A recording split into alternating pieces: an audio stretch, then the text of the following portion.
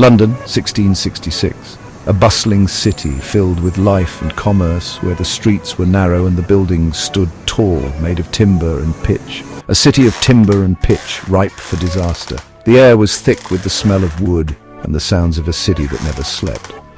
The night of September 2nd was no different, until it was.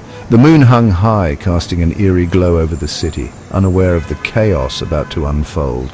A baker's shop on Pudding Lane, flames erupting from within.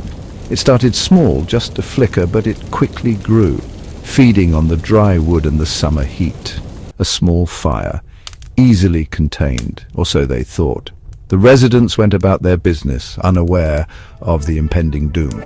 But the fire had a mind of its own, fueled by a dry summer and a strong east wind. It spread rapidly, leaping from building to building, consuming everything in its path. The fire spread quickly, fueled by the dry conditions and strong winds that swept through the city. It leaped from building to building as if it had a mind of its own, consuming everything in its path. Wooden houses, tightly packed, became an inferno.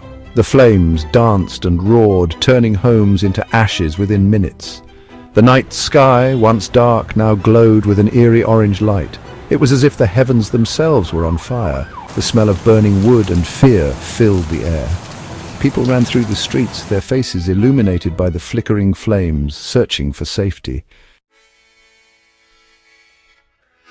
People ran for their lives, desperate to escape the inferno. Mothers clutched their children, their faces illuminated by the flames.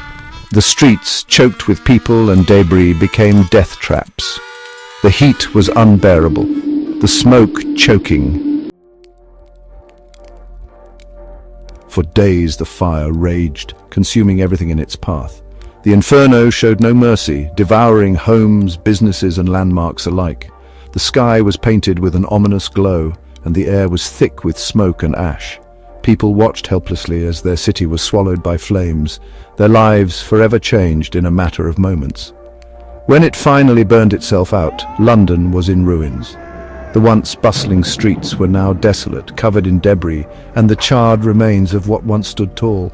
The silence was deafening, a stark contrast to the chaos that had ensued just days before. The city lay in a state of shock, grappling with the enormity of the disaster. The Great Fire, as it came to be known, was a tragedy. It was a catastrophe that would be remembered for generations, a dark chapter in the history of London. The fire not only destroyed buildings, but also claimed lives and livelihoods, leaving a deep scar on the city's collective memory. But from the ashes, a new London emerged, stronger and more resilient. The city began to rebuild brick by brick with a renewed sense of purpose and determination. The reconstruction was a testament to the indomitable spirit of its people who refused to be defeated by the flames. New buildings rose from the rubble and life slowly returned to the streets. The fire, a stark reminder of the power of nature and the importance of preparedness. It underscored the need for better fire safety measures and urban planning. The lessons learned from the Great Fire led to significant changes in building regulations and emergency response protocols, ensuring that such a disaster would never happen again. A lesson etched in the heart of the city forever. The memory of the Great Fire serves as a constant reminder of the resilience of London and its people.